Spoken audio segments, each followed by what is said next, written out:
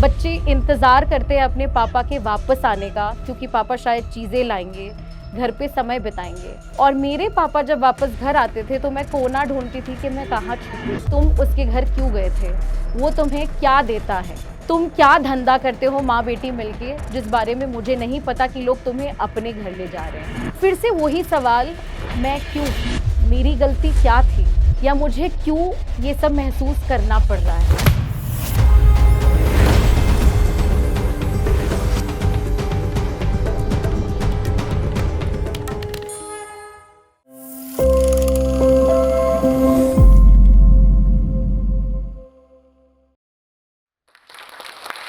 Daddies little princess, ये सुनते सुनते हम सब बड़े होते हैं, बट वो प्रिंसेस वाली फीलिंग मैं आज तक क्वेश्चन करती हूँ। मेरे लिए मेरे डैड हीरो नहीं, हैवान थे।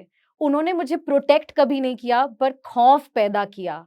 और हर दिन मैं यही सोचती थी कि आज मेरे साथ क्या होगा, उनका गुस्सा मुझ पर कैसे निकलेगा। नमस्ते एवरीवन, मेरा नाम तन्वी अजमेरा है और मैं आज आप सबके साथ अपनी जर्नी शेयर करना चाहती हूँ कि कैसे मैंने अब्यूज से लेकर आज अपने आप को एम्पावर किया है। बचपन से जब मैं छोटी थी, पहले तो मेरे जन्म से शुरू करते हैं। कहते हैं कि लोग आगे बढ़ गए हैं, बेटी बचाओ बेटी पढ़ाओ। बट आज भी आई कम फ्रॉम दैट फैमिली जहाँ पे बेटी का जन्म दिवाली के दिन होने पर सब लोग हॉस्पिटल से मेरी माँ को अकेले छोड़ के चले गए थे। That is how I was welcomed to the family. And वहां से मेरी जर्नी शुरू होती है एज एन अनवांटेड चाइल्ड। जब एक बेटी चाहिए ही नहीं थी, उस घर में मेरे साथ क्या क्या एक के बाद एक हुआ। मेरे फादर एक अल्कोहलिक थे, एंड अल्कोहलिज्म एक डिजीज तो है ही, बट उसके साथ शुरू हो गया abuse. So as a child, आपने जो चीजें देखी हैं, सीखी है, फिल्मों में आपने देखा होगा कि लोग बच्चे इंतजार करते हैं अपने पापा के वापस आने का, क्योंकि पापा शायद चीजें लाएंगे, घर पे समय बिताएंगे। और मेरे पापा जब वापस घर आते थे तो मैं कोना ढूंढती थी कि मैं कहाँ छुपूं, क्योंकि इतनी अनप्रेडिक्टेबिलिटी थी कि आज क्या होगा किसी भी नहीं पता। मैं एक छोटा सा इंसिडेंट आपके साथ शेयर करना चाहूंगी। कहते हैं कि एज अ चाइल्ड आपकी मेमोरी बहुत ज्यादा नहीं होती, बट फोटोग्राफिक मेमोरी एक बच्चे की सबसे ज्यादा होती है। Which takes me back to this incident, जहाँ पे मैं, मेरे मॉम और मेरे डैड अलग से एक रेंटेड फ्लैट में रह रहे थे। और उस दिन पापा बहुत शराब पीकर आए थे। घर आने पर ऑब्वियसली मेरी माँ परेशान होकर उनको पूछ रही थी कि पैसे कहाँ है, आप इस तरीके से क्यों आए हो। और मेरे पापा घसीटते घसीटते मुझे और मम्मी को किचन में लेके गए और मेरे सामने मेरी मम्मी के नस काटी, ये दिखाने के लिए कि आवाज उठाने पर क्या हो सकता है। बस यही नहीं, ऐसे कई इंस्टेंसेस है जहां मैं बता सकती हूँ कि मुझे सबसे ज्यादा वल्नरेबल महसूस हुआ, लगा कि अब मैं कहाँ जाऊं, किसके पास जाऊं, किससे बात करूं। ऐसा दूसरा एक इंसिडेंट था। जैसे एज अ चाइल्ड अगेन, मुझे हमेशा अपने पापा की छवि ऐसे देखनी थी जैसे मैं उनको रिस्पेक्ट कर पाऊं। जहां हम लोगों के बीच जाए तो लोग मेरे पापा को देख के मुझे पहचाने। पर वो जिस दिन शराब पीकर घर आए थे, उन्होंने अपनी पैंट उतारी और यूरिनेट किया घर में। एंड आई वॉज एक्सपेक्टेड कि मैं वो यूरिन साफ करूं, और ये यूरिनेशन साफ करना एक ह्यूमिलिएशन सा महसूस हुआ। और फिर से वही सवाल, मैं क्यों? मेरी गलती क्या थी? या मुझे क्यों ये सब महसूस करना पड़ रहा है? और एक दिन ऐसा हुआ कि उन्होंने शराब पी ली थी और वो घर पर आकर अंदर से स्टॉपर लगाकर सो गए। मैं स्कूल से वापस आई, मेरी मम्मी काम से वापस आई, और हम दरवाजा पीटते रहे, हम फोन करते रहे, पर उन्होंने दरवाजा नहीं खोला। सारी रात हमें सीढ़ी पर बैठना पड़ा। जब बीच रात हुई तो हमारे नीचे जो नेबर रहते थे, उन्होंने नोटिस किया कि सीढ़ी में चहल पहल और आवाज हो रही है। वो देखकर वो ऊपर आए और उन्होंने बोला कि आप लोग यहाँ क्यों बैठे हो, आप हमारे घर चल लो। अगले दिन सुबह जब मेरे पापा को होश आया और उन्हें रियलाइज हुआ कि हम उनके घर चले गए थे, तो फिर से मारपीट शुरू हुई और फिर गंदगी शुरू हुई कि तुम उसके घर क्यों गए थे, वो तुम्हें क्या देता है। तुम क्या धंधा करते हो माँ बेटी मिलके, जिस बारे में मुझे नहीं पता कि लोग तुम्हें अपने घर ले जा रहे हैं। फिर से वही बात कि छोटी सी बच्ची, बहुत सारे सपने, बड़े होके कुछ करना था और इसके लिए पता था कि जी जान से मेहनत करनी पड़ेगी, लगन करनी पड़ेगी और इस चीज के लिए स्कूल जाना जरूरी था, पढ़ना लिखना जरूरी था। और मैंने हमेशा अपनी माँ को भी वैसे ही देखा है। मेरी माँ भी एक स्कूल में टीचर थी, खुद पढ़ाती थी, लेकिन मेरे पूरे एजुकेशनल जर्नी में मेरे फादर हर जगह एब्सेंट थे। ना उन्होंने कोई पैसे दिए, ना आज तक कभी स्कूल पे रिपोर्ट लेने आए। इनफैक्ट अगर लोग उनसे पूछते थे कि आपकी बेटी किस किस क्लास में है, तो वो मेरे तरफ देखते थे कि मैं जवाब दूं। उन्हें ये भी नहीं पता था कि एक बच्चा, उनका बच्चा, किस क्लास में आ गया है। आज भी मुझे वो दिन याद है जब मैं क्लास 7 में थी और एज अ टीनेजर आपके दोस्त होते हैं, स्कूल में एक इम्प्रेशन होती है, लोग आपके बारे में कुछ जानते हैं और ये सारी कहानी बहुत जल्दी से कोई अपने आसपास के लोगों को कहना नहीं चाहता। तो जाहिर सी बात थी कि मैंने भी अपने स्कूल में खुलकर ये सारी बातें नहीं बताई थी कि मेरे घर पर ये सब होता है। लेकिन उस दिन जब हम स्कूल से वापस आ रहे थे और मैं अपने सहेलियों के साथ अपनी स्कूल की गली से निकल रही थी, मैंने बाहर खड़े अपने पापा को देखा और वो उस भी हालत में फिर से टॉक्सिकेटेड अल्कोहलिक पीकर आए हुए थे और उन्होंने सबके सामने मेरा नाम पुकारा। तो पहले 2-3 मिनट तो मैं जवाब ही नहीं दे रही थी। मैंने कोशिश की कि मैं उनसे नजरें ही ना मिलाऊं, मैं वहां से कहीं भाग जाऊं। पर जब लोगों ने देखा कि वो मेरा नाम बार-बार पुकार रहे हैं, तो उन्होंने कहा, "तन्वी, ये तुम्हारे पापा हैं।" और मुझे आज भी वो दिन याद है कि वो स्कूल के बाहर ही उन्होंने मेरे साथ बदतमीजी शुरू कर दी, चिल्लाना शुरू कर दिया। बात करते-करते वो लोगों के सामने गिर गए और इस दिन के बाद मुझे स्कूल पे भी दिक्कत हुई। इसलिए नहीं कि उन्होंने क्या किया, बट मैं उन लोगों से फिर से नज़रें कैसे बन मिलाऊँगी? मैं उनके साथ सेम बेंच पे कैसे बैठूँगी? मैं उनके साथ टिफ़िन कैसे खाऊँगी? तो जो चीज़ घर पे हो रही थी, अब ये सारी खुलेआम लोगों के बीच होने लगी। तो जब ये सारी चीज़ें होने लगी, सबसे पहले तो एक अच्छे पढ़ते बच्चे, मेरे नंबर जो अच्छे आते थे, वो अचानक कम होने लगे, क्योंकि पढ़ाई में मन ही नहीं लगता था या घर जाके पढ़ने का समय ही नहीं था। और जो मेरी छोटी-सी सोशल लाइफ़ थी, एनीवे मेरे पापा की वजह से मेरे कॉलोनी में या नेबरहुड में तो ज़्यादा दोस्त थे ही नहीं, लोग हमसे दूरी बना के रखते थे। पर स्कूल पे भी लोगों ने मुझसे दूरी बनाना शुरू कर दी। यहाँ तक कि ये भी हुआ कि मेरे बेंच पे स्टिकर लगा दिए गए थे, अल्कोहलिक्स डॉटर, ड्रंकर्ड। और जब मैं स्कूल वापस आई तो मैंने देखा कि वो स्टिकी नोट्स मेरे बेंच पर लगे हुए हैं। आस्ते-आस्ते जब ये रोज़ होने लगा तो मैं खुद सहम सी गई, एक शेल में चली गई। लोगों से बात करना बंद कर दिया। जिन लोगों को ये लगता था कि Tanvi is a very bubbly child, हँसती है, खेलती है, बोलती है, उनको अचानक नहीं समझ आया कि ये ट्रांसफॉर्मेशन क्यों हुआ। जब ये सारी चीज़ें होने लगी तो हमारी स्कूल की काउंसलर ने नोटिस किया कि अचानक जो मेरे ग्रेड्स नीचे चले गए हैं, मैं जो अचानक क्लास में जवाब देने वाली लड़की थी, वो बिल्कुल भी अपना हाथ नहीं उठाती थी, बात नहीं करती थी। तो उन्होंने मुझे बुलाया और मेरी जर्नी काउंसलिंग की उनके साथ शुरू हो गई। मुझे आज भी याद है कि मैं काउंसलिंग में सिर्फ उनसे एक ही सवाल पूछती थी, मैम, व्हाई मी? मैं क्यों? उन्हें मुझसे क्या दिक्कत है? मेरी ऐसी क्या गलती है? मैं ऐसा क्या कर सकती हूँ कि मेरे पापा मुझसे प्यार करने लगे, कि वो इंसान के जैसे बदल जाए? और जब ये सब होने लगा, मैं अपना आत्मसम्मान फिर से पाने लगी, ये समझ के कि ये मेरी गलती नहीं है, इसमें मेरी कोई गलती नहीं है।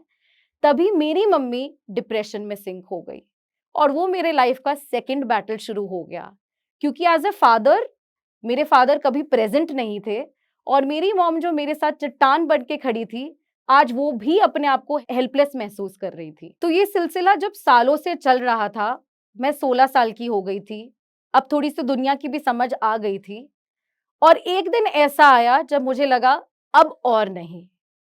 तो वो दिन कुछ ऐसा था कि हमारे घर पे बीच में एक कांच का सेंटर टेबल था और मेरे पापा ने पूरे जोर से वो उठाया था मेरी मम्मी के सर पे फोड़ने के लिए।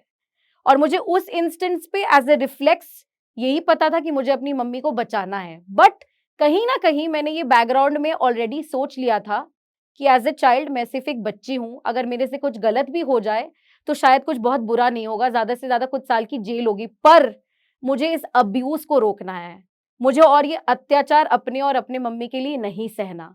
तो उस दिन मैंने भी एक फ्लावर वाज उठा लिया था अपने हाथ में, और उस दिन मुझे याद है मैंने अपनी माँ को ये भी कहा था कि तुम चिंता मत करो, मैंने ये सोच लिया है, मैं अभी 18 साल से ज्यादा बड़ी नहीं हूं, मैं एक जुवेनाइल हूं, इसकी सजा ज्यादा से ज्यादा कुछ सालों की होगी, लेकिन उन सालों में एक बार जब ये सब खत्म हो जाता है तो तुम और मैं आजादी से जी पाएंगे, ये खौफ की घड़ी हमारे लिए खत्म हो जाएगी। शायद वो हमारी लाइफ का टर्निंग पॉइंट था, क्योंकि मेरी मम्मी ने रियलाइज किया कि मेरे पापा तो शायद अब्यूज से और अल्कोहल से कभी वापस नहीं आएंगे, पर उनका बच्चा जरूर एक क्रिमिनल हो जाएगा। और उस दिन मेरी मम्मी ने डिसाइड किया कि अब और नहीं, आगे डिवोर्स के लिए प्रोसीड करना ही पड़ेगा। डिवोर्स होने के बाद दूसरी चीजें होने लगी। जो हमारे दोस्त थे, जिनको हम परिवार मानते थे, उन्होंने हमें बुलाना बंद कर दिया, क्योंकि अकेली औरत किसी भी शादीशुदा मर्द पर भी डोले डाल सकती है। और हर जगह सवाल यही होता था, तुम दोनों माँ बेटी अकेले इतने अच्छे से कैसे जी लेते हो? जरूर तुम्हारी जरूरतों को कोई और पूरा कर रहा है, जरूर तुम कुछ ऐसा कर रहे हो जिसके बारे में हमें नहीं पता। और एज ए सिंगल पेरेंट आपकी जर्नी फाइनेंशियली तो स्ट्रगलिंग होती ही है, पर आई थिंक सोसाइटी भी आप पर एक लेबल लगा देता है। और सबने ये सोच लिया था कि एक दारू पीने वाले डिवोर्स्ड मदर की बेटी ज्यादा से ज्यादा जिंदगी में क्या करेगी, वो भी अपने पिता या माता के ही रास्ते पे चलेगी, ना उसकी जिंदगी में रिश्ते बनेंगे, ना उसको लाइफ में कोई सक्सेस हासिल होगी। सो मैं फेल करूं, इसकी तैयारी मेरे से ज्यादा बाकी सब कर रहे थे। जाहिर सी बात है, जब घर का जिम्मा मेरी मम्मी ने उठा लिया और उन्हें कमाना था, मेरी पढ़ाई आगे बढ़ानी थी, मेरी जरूरतें पूरी करनी थी, तो वो बहुत बार ऐसे इंस्टेंसेस होते थे जहां वो चाह कर भी नहीं रह पाती थी। ऐसा एक इंस्टेंस था हमारे स्कूल की पेरेंट टीचर मीटिंग, जहां हर बच्चा उस दिन रिपोर्ट कार्ड लेने के लिए अपने माता या पिता के साथ जाता है। और मुझे आज भी याद है कि मैंने अपने स्कूल में बताया था कि इस टाइम पर मेरी मम्मी अपने स्कूल से छुट्टी लेकर नहीं आ पाएंगी। और तभी जिस हिसाब से मुझे देखा गया स्कूल में और मुझे ये कहा गया कि आपके माँ बाप तो आपके लिए ही समय नहीं निकाल पा रहे, तो हम आपकी पढ़ाई कैसे आगे बढ़ाएंगे। तो कहीं ना कहीं मेरे स्कूल वालों ने भी सोच लिया था कि इस बच्चे का ज्यादा से ज्यादा क्या होने वाला है। ये करते करते ऑफ कोर्स मेरी स्कूल भी खत्म हो गई, मैंने कॉलेज भी ज्वाइन कर लिया, कॉलेज की ग्रेजुएशन भी खत्म हो गई। और क्योंकि मुझे लाइफ में हमेशा कुछ करना था, कुछ बनकर दिखाना था, तो मैंने कोशिश की ग्रेजुएशन के बाद ही अपनी पहली नौकरी शुरू करने की। सो मैंने काम करना शुरू किया with United Nations Conference for Trade and Development, Empretec India का चैप्टर। ये था मेरी फर्स्ट जॉब। तो सबसे पहले तो जब ये जॉब लगी, फिर से वो लोगों का अविश्वास कि तुमने ये हासिल कैसे कर लिया, तुम्हारे जैसे लड़की को सिर्फ एक ग्रेजुएशन के साथ यूनाइटेड नेशंस में नौकरी कैसे मिल सकती है। तो अगेन तालियों से ज्यादा डाउट था, क्वेश्चंस थी मेरी जर्नी पर। और जब मुझे लग रहा था कि हाँ, अब मैं भी अपनी माँ को सपोर्ट कर सकती हूँ, मैं भी फाइनेंसेस की डोर अपनी हाथ में ले सकती हूँ, तभी मेरा अतीत फिर से मेरे सामने आके खड़ा हो गया। वो थे मेरे पापा। जब मैंने कमाना शुरू किया तो वो पहले का जो पूरा नैरेटिव था अब्यूज का, वो बदल गया। अब मैं वो बेटी हो गई जिनको उनकी मदद करनी चाहिए। इतने सालों से जिसके साथ मेरा कुछ संबंध ही नहीं था, जिसने कभी मेरी जिंदगी में पूछा ही नहीं कि तुम कहाँ हो, तुम कैसे हो, मुझे फोन करते हैं। और मुझे रियलाइज होता है कि हाँ, ये तो वो ही पिता है जिन्होंने मुझे अपने हाल पे छोड़ दिया था, और कहते हैं कि बेटा सुना, तुम तो कमाना शुरू कर दी हो, तो मुझे कुछ जरूरत है, क्या तुम मुझे कुछ पैसे दे पाओगी। और मुझे फिर से लाइफ का वो डिसबिलीफ आ गया कि यही वो इंसान था जिसने मुझे लाइफ में बोल दिया था कि मैं कुछ नहीं कर पाऊंगी, मेरे जैसी लड़की का क्या होगा, उनके बिना मैं और मेरी मम्मी बिल्कुल खत्म हो जाएंगे। और आज जब मैंने कुछ पैसे कमाना शुरू किए नौकरी से, तब वहां उनको मेरे पैसों की जरूरत हो गई, तब मैं उनकी वो बेटी बन गई जो उनकी जरूरतें पूरी कर पाए। हालांकि ये सब हुआ, लेकिन जैसा बोलते हैं कि इंसान की परवरिश उन्हें एक इंसान बनाती है। और इन सब के बावजूद भी मेरी मम्मी ने कभी भी मुझे अपने पिता से या उनकी किसी भी फैमिली से नफरत करना नहीं सिखाया।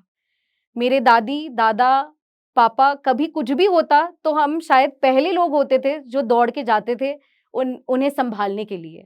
और एक दिन ऐसा आया था जब फिर से पापा ने शराब पी के रखी थी और शायद उन्होंने मेरी दादी से कुछ पैसे मांग लिए हो। और क्योंकि मेरी दादी को पता था कि वो इससे शराब ही पिएंगे, तो मेरी दादी ने उन पैसे देने से मना कर दिया। जब मेरी दादी ने पैसे देने से मना कर दिया, तो मेरे पापा ने उनका सर कबर्ड में मार दिया और मुझे कुछ देर बाद फोन आया कि सर से खून निकल रहा है, क्या तुम आ सकते हो? लेकिन ये मेरे जिंदगी का एक हिस्सा था, एक सपना था, खराब सपना था, जो शायद अब खत्म हो गया है। और मेरी जर्नी यहां से और अच्छी ही हुई है। एक जॉब से दूसरी जॉब, दूसरी जॉब से तीसरी जॉब, मेहनत करके आज मैंने और मेरी मम्मी ने अपना घर बना लिया, अपनी गाड़ी खरीद ली और मैं दूसरे शहर में आके भी अपने सपने पूरे कर रही हूँ। मैंने खुद पर भी बहुत ज़्यादा काम किया क्योंकि मुझे इनसिक्योरिटी थी, ट्रस्ट के इशू थे। वो सब पे काम करते करते अब मैं नए रिश्ते भी बना पा रही हूँ। और जाते जाते मैं सभी औरतों, खासकर बेटियों को ये कहना चाहूंगी कि चुप नहीं रहना। आपके आसपास लोग आपको बहुत कुछ बोलेंगे, बहुत कुछ सुनाएंगे। वही लोग जब आप सक्सेस देखोगे तो तालियां भी बजाएंगे। बट आपकी जर्नी आपकी खुद की है, आपकी डिसीजंस आपके खुद के हैं, आपके फेलियर्स आपके खुद के हैं, आपके सक्सेसेस आपके खुद के हैं। So the only message that I have is कि रुकना नहीं है, डरना नहीं है। सर्कमस्टेंसेस लाइफ को नहीं डिफाइन करती। जो लोग ये कहते हैं कि सब कुछ लिखा होता है, लिखा जरूर होता है, पर आपके हाथ में भी एबिलिटी है उन चीजों को कंट्रोल करने की, मैनेज करने की, एक बेहतर इंसान बनने की। ये जरूरी नहीं है कि एक दारू पीने वाले की बेटी या बेटा दारू पीने वाला ही होगा, वो भी कलेश ही करेगा। हम जैसे लोग भी हो सकते हैं जो उस जर्नी को पीछे छोड़ के लाइफ में आगे बढ़ते हैं, एक रिस्पेक्टेबल नौकरी करते हैं, फिर से एक फैमिली सजाते हैं ये सोच के कि ये फैमिली में खुशहाली होगी, शांति होगी। और जाते जाते मैं अपने तहे दिल से शुक्रिया अदा करना चाहूंगी जोश टॉक्स का, जिन्होंने मुझे ये मौका दिया अपनी कहानियां आपके सामने प्रस्तुत करने का। शायद आप लोगों में से अगर कोई एक भी सोचता है कि इसने किया तो मैं भी कर सकती हूँ, आई थिंक वो जोश टॉक और मेरी सक्सेस होगी। एंड जोश टॉक एक ऐसा प्लेटफॉर्म है जहां आप खुद आके अपनी कहानी जैसे भी हो बयां कर दे, अपना एक मैसेज दुनिया को दे दे। और आपको क्या पता, शायद कोई और किसी और कोने में देखकर कह रहा है कि इसने कर दिखाया तो शायद मैं भी कर दिखाऊंगा।